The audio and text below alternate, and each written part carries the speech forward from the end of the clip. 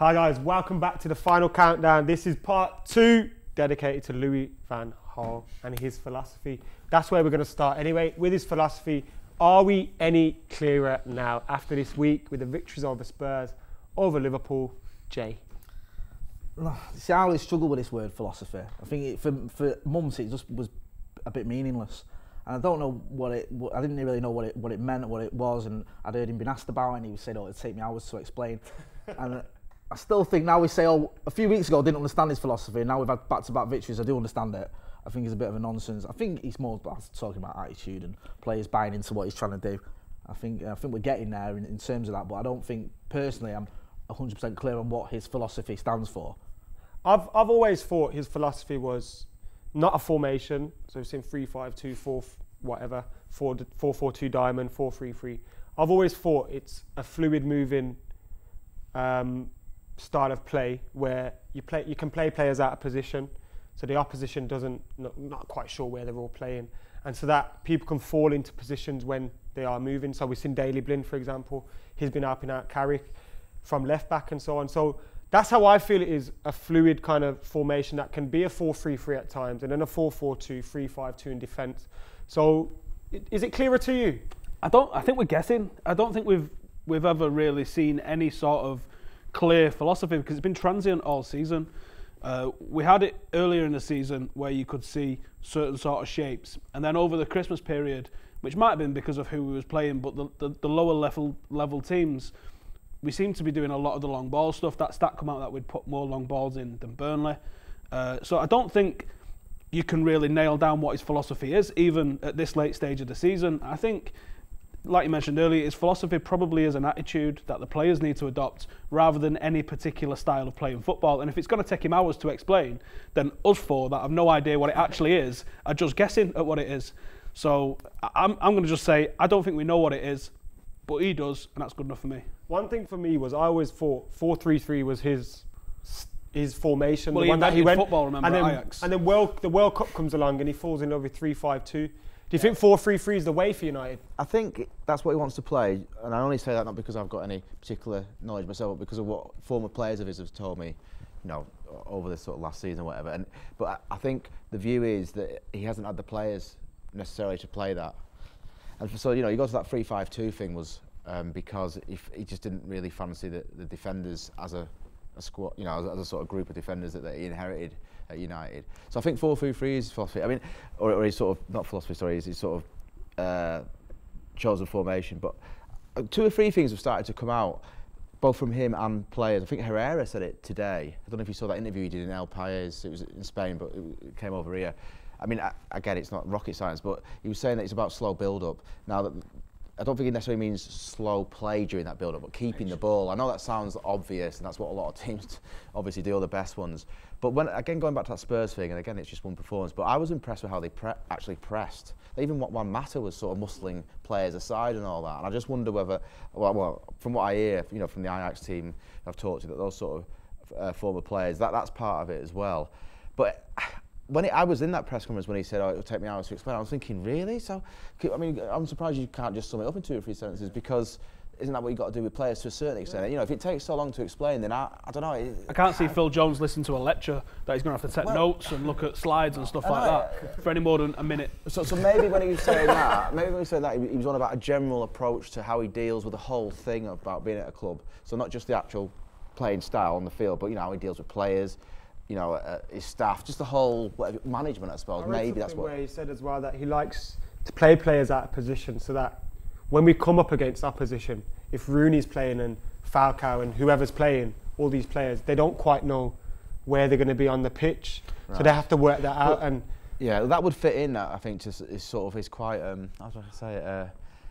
Some of the mysterious stuff he says. I mean, this thing about retraining players' brains. This, you know what I'm on about, obviously. So many instructions. Yeah. I mean, he said this to us on the tour, America. We had to sit down with him in Washington in the hotel, and we were just thinking, well, that's interesting, but at the same time, if you've got seasoned pros who've won stuff, like a lot of United players have, whether at the with United or elsewhere, why would you do that?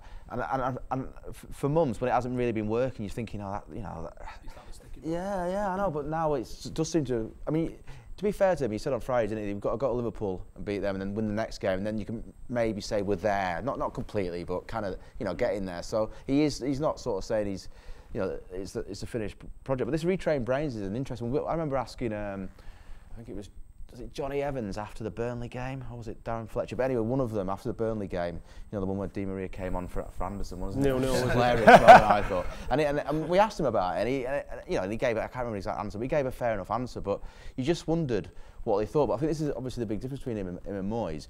They'll go with Van Gaal because of his track record and because all the players have been through his fingers and all the rest of it. Whereas Moyes, So just didn't have that.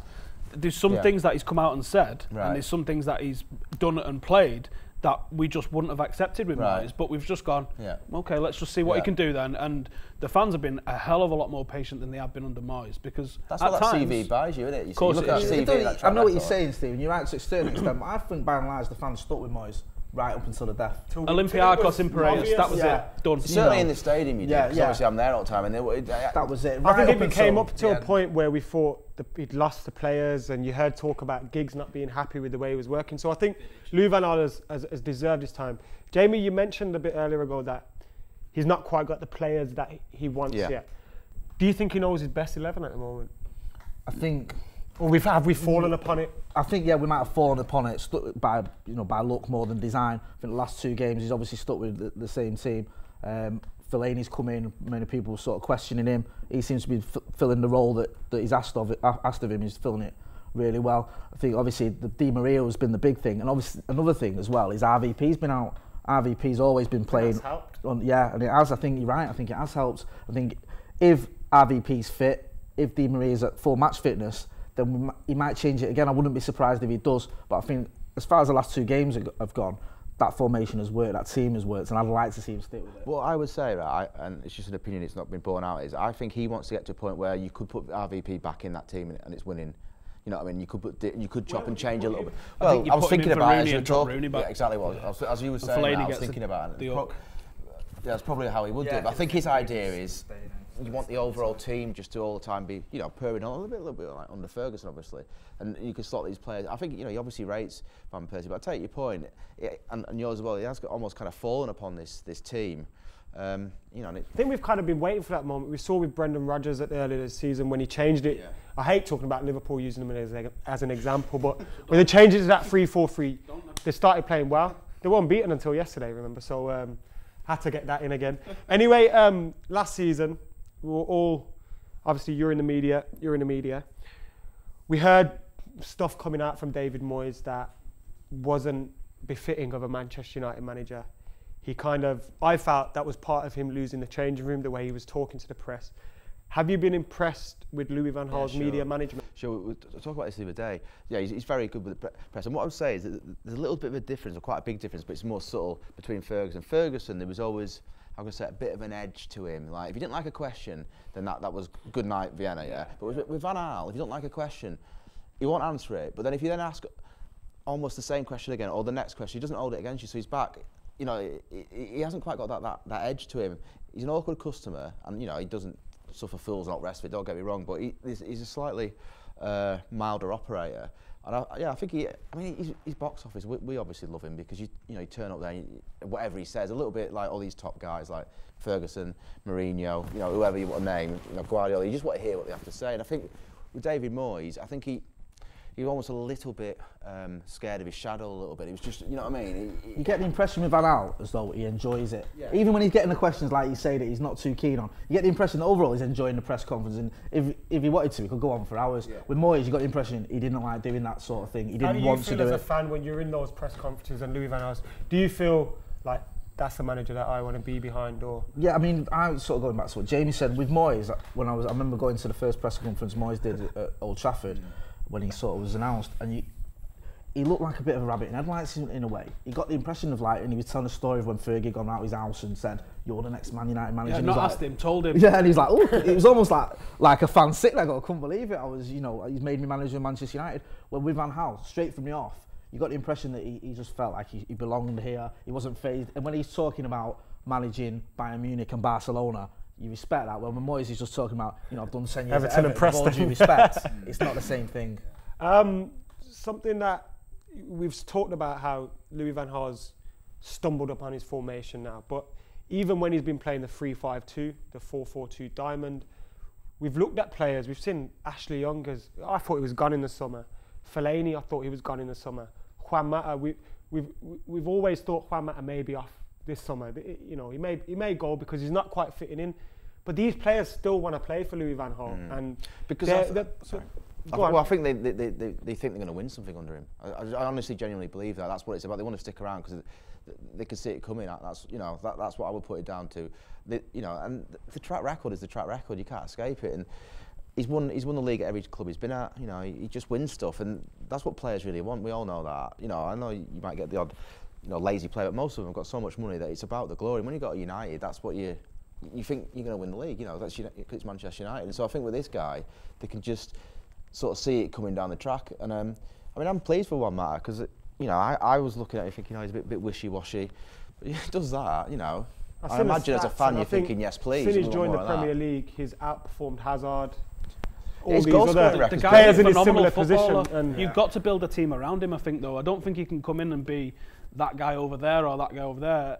I think you've got to make him, and I think with what we've got at the club with Blind, Herrera and Mata, I think you've got the basis of a real footballing team that can absolutely ruin teams with passing, with movement, with ingenuity. And I think once Van Gaal gets the rest of the pieces of the jigsaw in place, if those three are central to it, I mean, they're all pretty young as well. None of them are really old. Include Rooney in that then? It's interesting because United fans always seem lukewarm about Sorry Rooney. guys, we'll talk about players in part 3. Just want to talk about his management of the team, of the playing staff, etc. Obviously, we've had less games this season as well. And, last year we saw Javier Hernandez being a little whining bitch on Instagram and stuff like that, and retweeting tweets about his future and stuff. And we haven't had any of that, and it's quite refreshing. You can tell with Van Gaal as well. He gets on with the players, but you can tell he's got that sort of rules with iron fist at times. Yeah, I always remember the famous sort of scene when he was at Bayern Munich and he subbed Robin.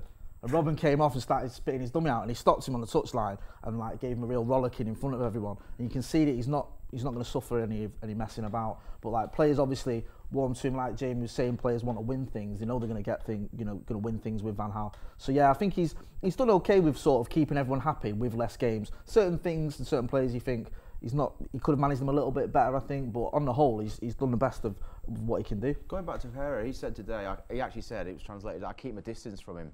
He's a good manager, but I keep my distance from him. So there you go, exactly what, Thank you guys. So that's it for part 2. If you haven't seen part 1 yet, make sure you go and check that out. We're going to do part 3 now, so that'll be next in the playlist. Get your comments in below. Let us know what you think of Louis van Gaal's management of the media, players, of the team. Have we finally fallen upon a formation that we can go ahead with now and hopefully bring success to the club? Get your comments in below. Make sure you subscribe to Full Time Devils, and we'll be back with part 3 shortly. Guys, part 3, summer sign-ins, process check. What have you made of LVG signings?